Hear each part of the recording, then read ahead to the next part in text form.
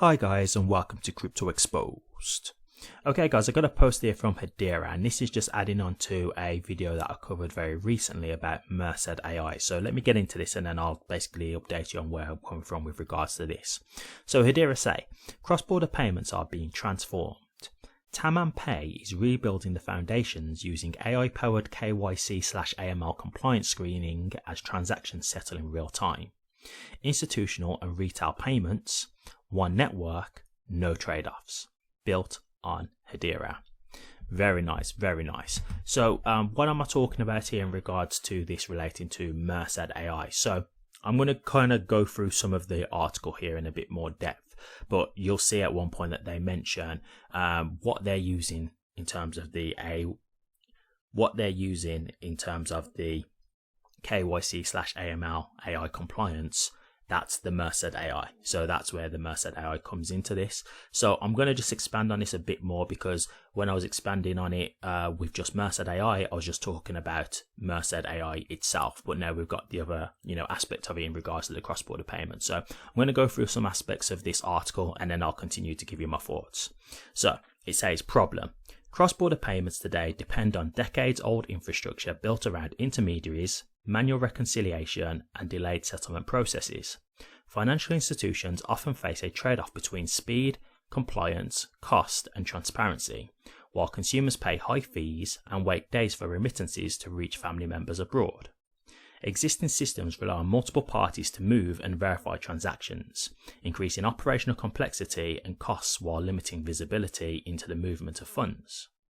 As the volume of digital payments continues to grow globally, banks require an infrastructure capable of delivering real-time settlements without sacrificing regulatory compliance, financial oversight, or control.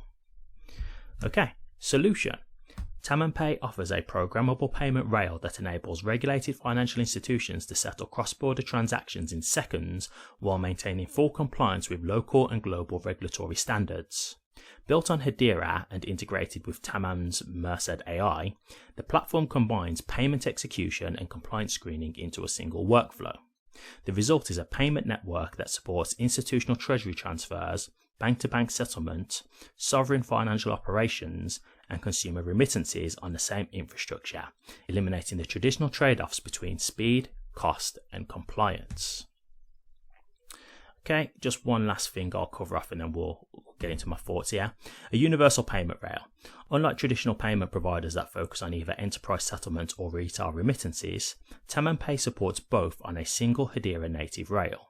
The platform enables financial institutions to move large value treasury transfers while simultaneously supporting consumer remittance corridors that connect workers with family members around the world. TamanPay is designed to serve as a payment layer of the broader Taman OS ecosystem. Stablecoins and tokenized assets issued through Taman OS can be transacted through TamanPay, with real-time compliance ensured by Mance AI, Taman OS's autonomous compliance offering. This integrated approach allows institutions to operate payments, compliance, and tokenization services through a common infrastructure while maintaining a complete and auditable record of activity. For consumers, the platform offers near-instant settlement, significantly lower fees, and broad access to banking networks. For financial institutions, it reduces reconciliation complexity, lowers operational costs, and provides greater visibility into cross-border transaction flows. Okay, incredible stuff here. So yeah, as I was saying before, originally I was just talking about Mance AI because that was the main thing that was, the main product that was basically being highlighted by Hedera. But now we've got actually what the product will be behind, and that's in regards to cross-border payments. Very much a big deal, right? Like cross-border payments is something that banks are obviously doing globally all the time. They've got huge volumes. I'm very much aware of this. And AML, as I've said before, AML and sanctions are the two things, like the big things that banks have to comply with. There's no two ways about it. It's not optional. It's something that they have to do by law. If they don't, they could have fines. They could potentially lose their banking license. Of course, it'll lead to reputational damage because it might lead to loss of trust in the bank, that kind of thing. So this is the kind of stuff that they just have to abide by, right?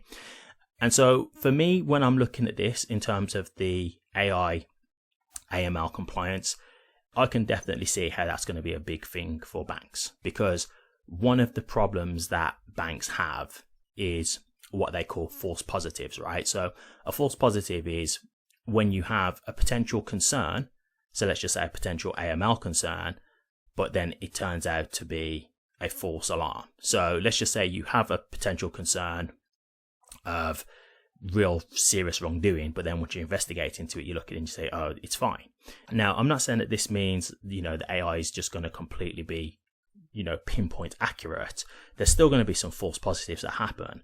But when you've got the AI doing it for you, it takes a lot less off of the manual investigation, right? And there can be things where they can put stuff in place where they can put parameters as to what would signify further investigation, right? So they could say, well, if it's for this kind of price and if it meets this kind of concerns, then put it up for human review. Otherwise, just allow the payment to go through. There's those kind of things that they'll be able to put in place. And with AI, obviously, they can just continue to tweak it and whatnot until they get it happy, until they get it to a point where they're happy with it. So I definitely think when it comes to this, when it comes to banks, wanting to do cross-border payments, first and foremost, they're going to want to go with the new traditional systems, right? In terms of cheaper fees and way faster settlements. That's just, it's just obvious, right? Well, I'll say this. Some banks are benefiting from the older system. I will say that because when it comes to like cross-border payments, for example, there are banks, like the bigger banks, that are charging smaller banks to use them for cross-border services. So like, for example, you've got a smaller bank, right? And these customers want to do like a cross-border transfer. Basically, the bigger banks have what's called nostro vostro accounts. And these are basically accounts that are just in other currencies in other countries, right? So when they need to do cross-border payment transfers, it's a lot easier for them because they've already got a bank in another country, but it's in another currency. So it just makes it a lot easier for them to do the transactions. Now, what these smaller banks do, because they haven't got the money to have nostro vostro accounts, because we're talking about like billions, if not trillions and stuff of value just, locked up in these accounts, just waiting for transfers to be done. They can't afford to have that kind of capital just locked away. So they go to the bigger banks and say, hey, can we use your account to do a cross-border transfer?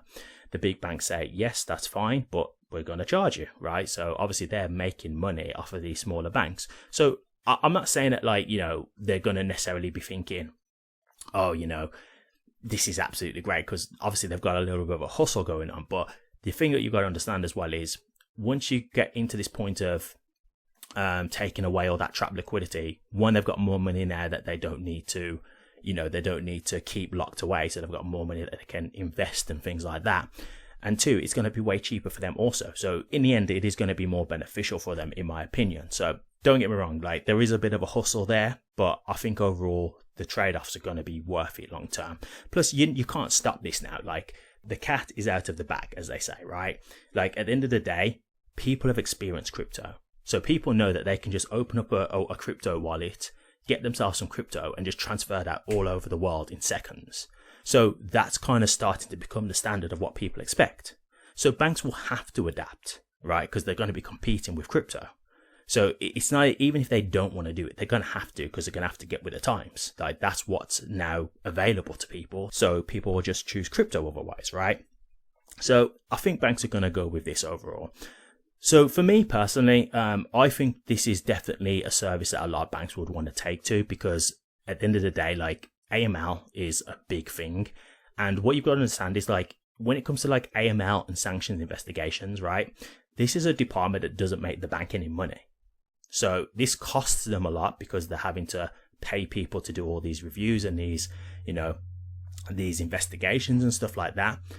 But they're not actually making any money, because this is just to protect the bank. It's to save them from losing more money, because if they do something wrong, then they will get fined. So they have to pay people to do all these investigations and things like that. But it's not really a department that earns them any money. So when it comes down to it, if they can like get things like this AI in place that can help, aid them, I think they're going to want to do it. Now, I will say this just quickly. I don't think it's going to completely take over human review, in my personal opinion. But at the end of the day, it can either significantly lower it or significantly help the investigators. So either way, it's going to be beneficial. So for me, when we talk about the Clarity Act getting passed, for example, I think this is something that a lot of banks could come to. I think this could be a service that a lot of banks flock to do cross-border payments. I really do, because having that aid there, like I'm aware of banks already like trialing out AI for sanctions and AML investigations. Like that's something that's actually happening. So when you've got something like this, like Tap and Pay, that's a service that they could get with and does all these additional services for them, these additional features. Yeah, I think that could be a huge thing. So yeah, look, I've said it before, but this to me, I think it's a big deal personally. And we know that cross-border payments is one of the significant things that a bank does. And as I said before, like I think it's kind of under attack at the moment because of crypto. So again, I feel like they're going to want to get with a company that can provide these types of services because they need to get with the times. Like I really think they're going to want to just go with something that's already there, already recognized.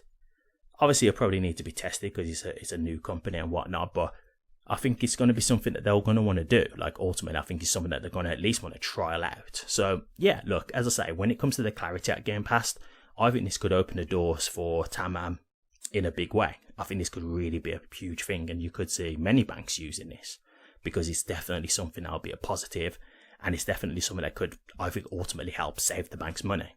You know, so real big deal here. So definitely one that I'll keep my eyes on, but I can already see the positives of how this could benefit a bank. So I do think this definitely has a potential in terms of its future. I'll keep you guys updated if I get anything more on this, but yeah, definitely a positive one here and one to watch. Okay, I'll leave it there. If you did like this video, please remember to like, comment and subscribe so you can be updated for future HBAR content. And don't forget to hit the notification bell so you can be alerted on when I do drop a new video. Thank you very much for watching this, and I'll see you all on the next one.